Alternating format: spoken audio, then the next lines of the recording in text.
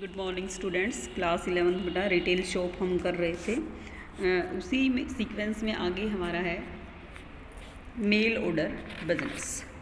ठीक है, mail order business का यहाँ हमारा प्रोसीजर रहेगा कि बहुत सारी चीज़ें ऐसी होती हैं बेटा जो हमारे नियर बाय मार्केट में हमें या तो अवेलेबल नहीं है या हमें वहाँ पसंद नहीं रहती, तो हम क्या करते हैं, प्रोडक्शन को एक प्लेस से दूसरी प्लेस तक मंगवाते हैं। वो मेल ऑर्डर की माध्यम से मंगवाते हैं। जैसे क्या करते हैं, हम ऑर्डर दे देते हैं और हमारा बाय पार्सल बाय जो पोस्ट है वो हमारा क्या होता है, सामान हमारे पास आ जाता है। ठीक है, इस तरीके का बिजनेस जो होता है बेटा वो एडवर्टाइजमेंट की माध्यम से किया जाता है।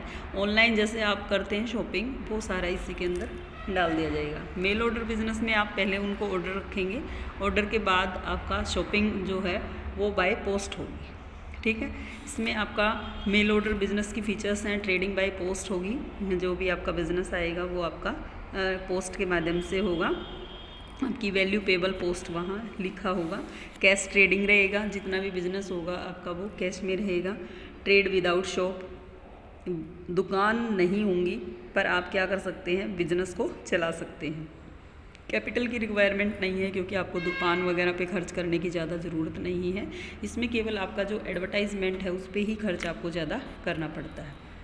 उसके बाद आपका जो मार्केट एरिया है वो आपका लार्ज हो जाता है क्योंकि आपके आसपास का एरिया तो है ही, उसके अलावा जो पूरा कंट्री जो है वो कवर करता है आपकी मार्केट को। इसमें मिडलमैन जो है वो ख़त्म हो जाते हैं बीच में, जैसे आपका होलसेलर है, रिटेलर है, डायरेक्ट आपकी जो कंपनी है उसके माध्यम से काम होता है।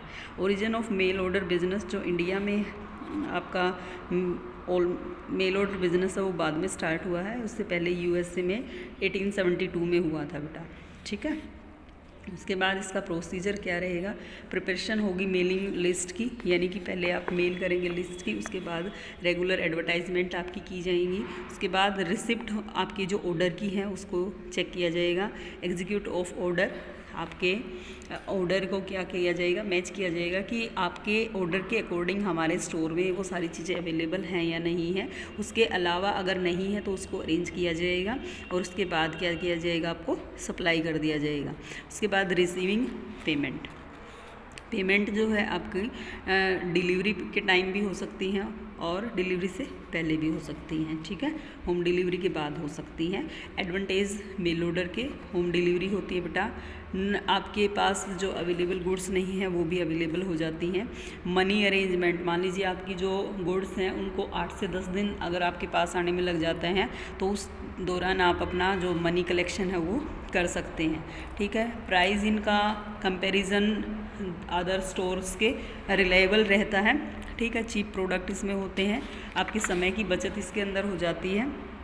उसके बाद इसमें कैपिटल, इसकी एडवांटेज जो है सेलर का, इसको रिक्वायरमेंट नहीं होती ज़्यादा कैपिटल की, शॉप्स वगैरह पे ज़्यादा खर्च नहीं करना पड़ता।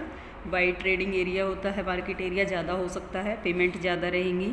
आपको किसी तरीके की जो पैसा डूबने की संभावना, बैड डेट्स हैं वो होने की संभावना इसमें नहीं रहती है, तो मिडलमैन की रिक्वायरमेंट इसके अंदर नहीं रहती है। डिसएडवांटेज क्या क्या है मेल ऑर्डर बिजनेस के, डिसएडवांटेज में कि क्रेडिट फैसिलिटी नहीं मिल पाती है और डिसीजन जो आपका डिलीवरी टाइम है वो थोड़ा सा डिले हो जाता है। उसके बाद एडवर्टाइजमेंट पे आपको ज़्यादा खर्चा करना पड़ता है। एडवर्टाइजमेंट पे जैसे ही आप एक्सपेंसेस को इंक्रीज़ करेंगे वैसे ही आपका जो प्राइस है वो भी ऑटोमेटिकली बढ़ जाता है। फ्रॉड होने की संभावनाएँ ज़्यादा रहती हैं और सिलेक्शन ईजिली नहीं हो पाता है क्योंकि कुछ एक चीज़ आपके सामने रखी जाती है, केवल उन्हीं में से आप सेलेक्ट कर पाते हैं। ठीक है, उसके बाद आता है आपका कंज्यूमर कोऑपरेटिव स्टोर।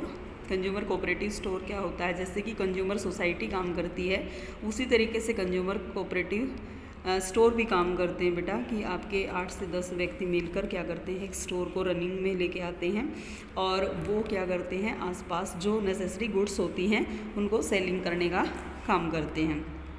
ठीक है, इकोनॉमिकल जो है आपको बचत हो सकती, सेविंग हो सकती है। यहाँ सेल्स कैश में ही की जाएगी। यहाँ इसकी भी फीचर्स में मेंबर्स, जो भी इसका मेंबर बनेगा उसमें इसकी कुछ कैपिटल रिक्वायरमेंट रहती है। प्रॉफिट उसको तभी मिलेगा जब वो पहले कैपिटल अरेंज करेगा। एक मेंबर को एक ही वोट डालने का राइट है। सेम कोऑपरेटिव सोसाइटी जैसे वर्क में आती है उसी तरीके से आपका कोऑपरेटिव स्टोर भी आएगा। ठीक है। उसके बाद आपका आता है automatic vending machine. Automatic vending machine में जैसे आपका एटीएम में से हम पैसे निकालते हैं, उसी तरीके से वेंडिंग मशीन में से हम क्या निकालते हैं, जो थिंग्स हैं, गुड्स हैं, वो परचेज़ करने जाते हैं। ये जो लार्ज सिटीज़ होती हैं, बड़े स्तर की जो शहर होते हैं, उनमें इस तरीके की जो आपने सामान देखा होगा, ये इस तरीके की मशीनें देखी होंगी। उसमें क्या होता है कि आपकी टोकन सिस्टम डाल दिया जाता है, कॉइन सिस्टम डाल दिया जाता है कि आप यहाँ साइड में इसमें कॉलम एक बॉक्स होता है जिसमें कॉइन डालेंगे और एटीएम से जैसे पैसे निकल के आते हैं, इसमें से क्या निकल के आएगा, आपकी गुड्स निकल के आपके सामने आ जाएंगी। ठीक है। तो इसमें ऑटोमेटिक वेंडिंग मशीन में भी क्या होता है, सेल्स जो होती है वो कॉस्टली पड़ती है, आपको कॉइन की नीड पड़ेगी। ठीक है। इसकी लिमिटेशन है बेटा, ये यूज़फुल केवल कुछ ही आइटमों के लिए यूज़फुल है, ये सभी के लिए नहीं है। इसको एस्टेब्लिश करते हैं तो उसमें मेंटेनेंस वगैरह में भी खर्चा ज़्यादा आता है। तो ये आपका चैप्टर यहाँ बेटा कंप्लीट हो गया है। Thank you to all of you.